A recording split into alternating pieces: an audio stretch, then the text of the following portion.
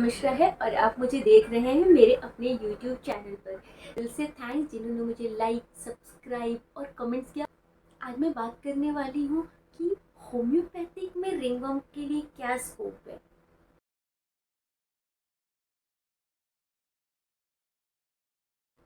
पहले तो हम जानते हैं कि देखिए, रिंगवर्म जो होता है वो दो तरह का होता है, एक एक्यूट होता है और एक क्रॉनिक होता है।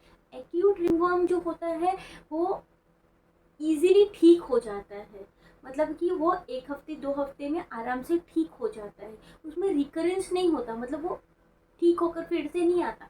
क्रॉनिक क्या होता है कि ये लंबे टाइम तक रहता है, दवाई लिया, ठीक हुआ, फिर आ जाता है, तो इस तरह से बार बार आते रहता है, वो फ्रिक्वेंटली अटैक करता है आपकी बॉडी को। तो मुझे उस क्रोनिक रिंगवर्म को पूरी तरह से ठीक करना बहुत इम्पोर्टेंट है। कई बार क्या होता है, जब आप ट्रीटमेंट लेते हैं रिंगवर्म आपका ठीक हो जाता है और आप ट्रीटमेंट बंद कर देते हैं, फिर से वो चालू हो जाता है। तो रिंगवर्म का कभी भी ट्रीटमेंट जब आप ले रहे हैं तो उसका ट्रीटमेंट तब तक लेना है जब तक कि वो जो दाग है, दाग जो स्कार्स फॉर्म हुआ है वो चला नहीं गया है। थोड़ा सा भी दाग अगर बचा तो रिंगवर्म आने के चांसेस बहुत ज़्यादा बने रहते हैं। ऐसा मैंने अपनी प्रैक्टिस में देखा है और मैंने बहुत सारे रिंगवर्म के पेशेंट्स देखे हैं, इसलिए शायद मैंने ये टॉपिक सिलेक्ट किया सो दैट आप लोग इसको ज़्यादा से ज़्यादा प्रिवेंट कर सके।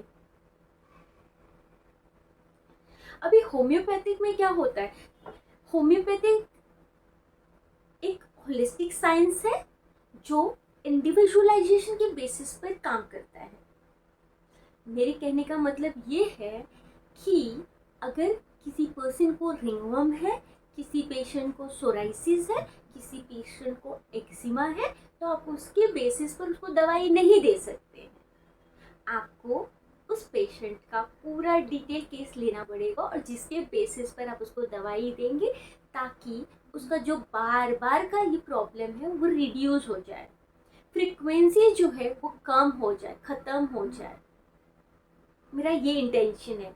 मैं एक क्लासिकल होम्योपैथ हूँ और हम पेशेंट की हिस्ट्री के बेसिस पर ही पेशेंट को ट्रीटमेंट देते हैं। एक सिंगल सिम्टम्स के बेसिस पर उसको ट्रीट नहीं किया जाता है। अगर आप ऐसा करोगे तो सिम्टम्स फिर से लौट कर चले आएंगे। मेरे पास पेशेंट्स आते हैं जिनको 4-4 साल से, 5-5 साल से रिंगवर्म से परेशान रहते हैं और वो क्या होता है, मेडिसिन लेते हैं, रिंगवर्म डिसअपियर हो जाता है, जैसे ही मेडिसिन बंद करते हैं फिर से चालू हो जाता है, फिर लास्ट में वो होम्योपैथिक के पास आते हैं ट्रीटमेंट के लिए। अब होता क्या है कि जब आप लॉन्ग इतने टाइम वेट करने के बाद होम्योपैथिक ट्रीटमेंट चालू करते हैं तो उसमें बहुत टाइम जाता है। अगर आप जल्दी ट्रीटमेंट चालू करें तो जल्दी बीमारी ठीक हो जाएगी होम्योपैथिक में, लेकिन क्योंकि हम बहुत लेट चालू करते हैं तो इसलिए उसको जाने में टाइम लगता है और उसमें बहुत फ्लैक्चुएशन होता है और फिर हम इम्पेशेंट होने लगते हैं कि इतना टाइम क्यों जा रहा है, अभी ठीक था फिर से क्यों हो गया। तो इस तरह का फ्लैक्चुएशन होता है पेशेंट्स के अंदर क्रॉनिक केसेस में। उसमें पैनिक होने जैसा कुछ नहीं है। अगर आपको एक दवाई दी गई, उस दवाई से इम्प्रूवमेंट आ रहा है और 3 महीने में आपको लग रहा है 20-30% भी इम्प्रूवमेंट हुआ है, वो दवाई आपको ठीक करेगी।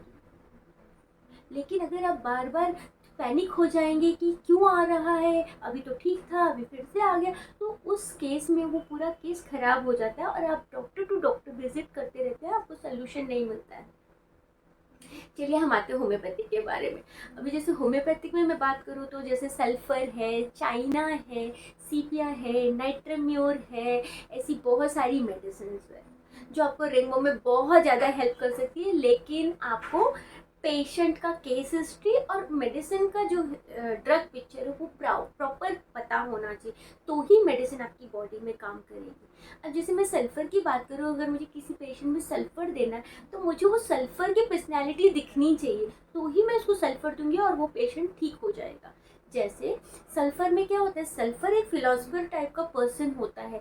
ये जनरली इसको गर्मी टॉलरेट नहीं होती और इसको बहुत स्किन में खुजली होती है और स्क्रच करते रहता है पूरी बॉडी को, और जब वो ठंडी चीज़ें कुछ लगाता है तो उसको रिलीफ हो जाता है। उसको स्वीट खाना बहुत पसंद है, तो ऐसी कुछ कैरेक्टरिस्टिक सिम्टम्स है जो हम लोग मेडिसिन देने के पहले देखते हैं। ये तो मैं आपको बहुत छोटी चीज़ बता रही हूँ, इसके अलावा भी बहुत सारी फैक्टर्स होते हैं जो हम लोग ध्यान रखते हैं।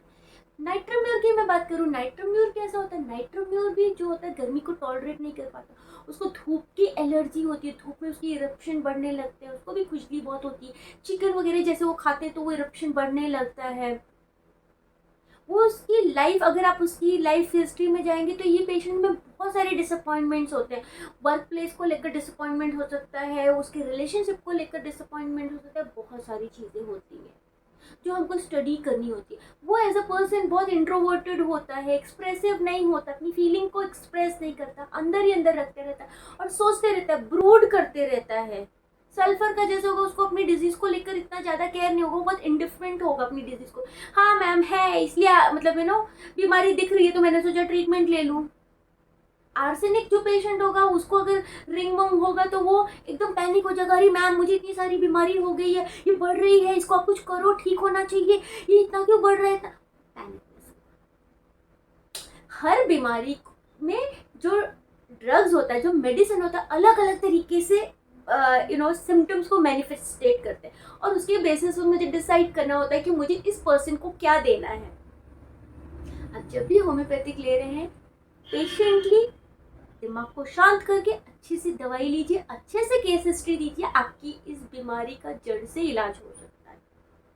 ये मैं मेरी खुद का एक्सपीरियंस बता रही हूँ, जितना मैंने पेशेंट को ट्रीट किया है, मैंने देखा है पेशेंट को ठीक होते हुए। पास एक पेशेंट है जो बहुत दूर से मेरे पास आती है, मैं चैरिटेबल क्लिनिक्स में भी काम करती हूँ, तो वहाँ पर वो क्लिनिक में मेरी पेशेंट आती है जहाँ पर वो सर से पैर तक उसको इरप्शन था और उसका दाद फैला हुआ था।